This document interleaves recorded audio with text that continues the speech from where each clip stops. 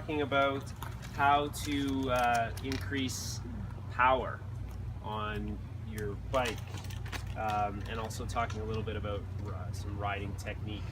Um, with new riders, or this being relatively new to riding this group, some of the information is we're going to be very basic with this, because basically it's about, okay, how can we get faster on the bike, right?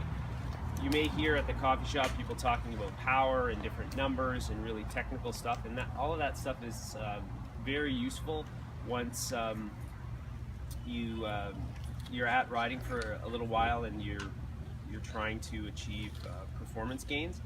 Then riding with power, training with power can be very useful. So just generally, power is the rate at which energy is used. So it's energy over time, and it's measured in cycling in watts.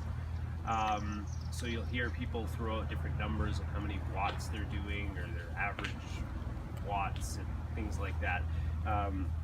Basically, it's how hard you're working. So it's a snapshot of your work rate at any particular time. It's a product of strength, so how much force you can apply into the pedals, and then also speed, not the speed you're going, but the speed or the rate at which you can turn the pedals over. So how do we increase this when we are training? You have to train to increase this. If you do the same thing over and over and over again, you will just get good at what you're doing, which is the same thing. So those people you see out, use this analogy, they're out walking all the time in the neighborhood, like they just will get good at walking that speed. But if they have to walk faster than that, they will not be able to adapt to speed or inclines or things like that. So you need to stress your body in ways that will be above and beyond what you do on a day-to-day basis. Today's ride, half will be the learn to ride, and then the other half will be the interval ride. So the reason we do this is that it actually forces us to ride at a pace that is faster than what we would normally go out and do on our own, and it's a great way to train to get faster. So on the bike, intervals is a great way to increase your power. There are so many different workouts that you could do. Just Google increase power cycling workouts, and you have pages and pages of different workouts that you could do.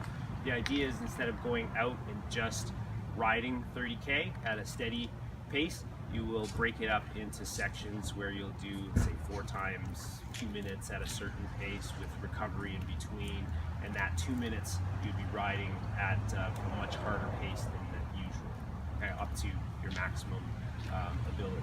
So many different variations, but on bike intervals, that's one way of doing it, and you're on your bike. There are other ways to increase power where you're off the bike, when you're doing weight workouts or plyometrics. That is a way to also increase your leg strength, which can increase your power as well.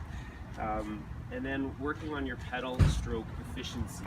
So the speed part about turning your pedals over, that's something with an increased cadence, a smooth, efficient cadence. That's something that you can practice either on the trainer or when you're out riding as well. Any questions at all about that so far? No? Everybody's clear? What about engaging your like, that weight is enough on the pedal? Yeah. Like, So,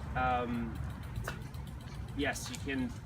A lot of people just get used to the pushing down, because when we're unclipped, when you learn to ride a bike and you're unclipped, it's all about pushing down. There's no pushing or pulling up because you're not clipped into the pedal. So that's something that you can practice, where you're kind of sweeping along the bottom, like if it's 12 at the 6 o'clock part of the pedal stroke, and then as you pull up, that will engage different muscle groups and make your pedal stroke a little more efficient. So instead of just pushing down, you're having a nice, smooth, circular pedal stroke. Does that answer your question? Yeah. And you do it all the time, right? You just practice. Like you just practice, and the more you ride, your pedal stroke will become more and more efficient. So it's just something over time. You'll see people who've been riding a long time. Their pedal stroke looks very, very fluid. It doesn't look choppy, and you want to try and avoid that choppy type of pedal stroke, and that comes just over time. And in the winter time, it's a great thing to practice, just getting on your bike and just spinning at a higher cadence, but having a nice smooth pedal stroke. One leg Put one foot out, just ride one leg. Yeah, All of us that's that good are too. really aware of the whole in your power, because the other foot is the compensating up. Stroke is all of a sudden you start going clunk, clunk, clunk. Okay. Any other questions about that? Well, maybe a stupid question, but are there any tips to like making sure you're in the right gear? Because I feel like I'm perpetually in the wrong gear. Okay. Your gear shifter. They're out here. See how like nothing here? There's like invisible space here.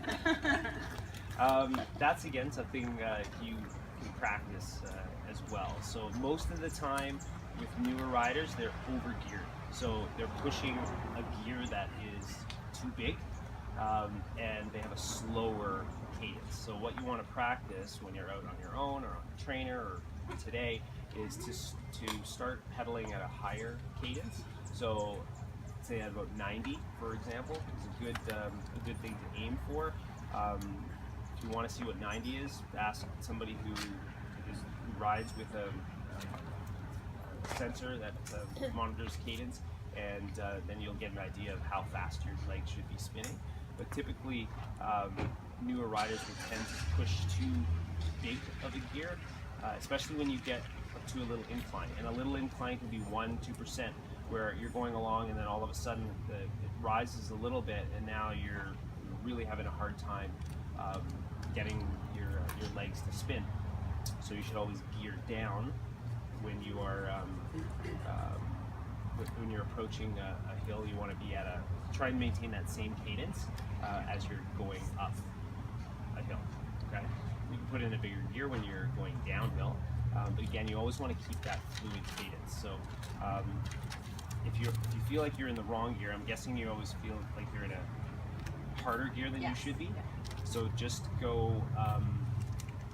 Even on your ride today, try and ride in a gear that is smaller and see how that feels. And it'll take a while to get used to spinning at a higher cadence, but the more you practice, it'll become more apparent which gears you'll be in, and then you'll get settled in and you'll know exactly where you should be, which gears you may never even use. Okay. Any other questions? Good. All right. Let's ride then.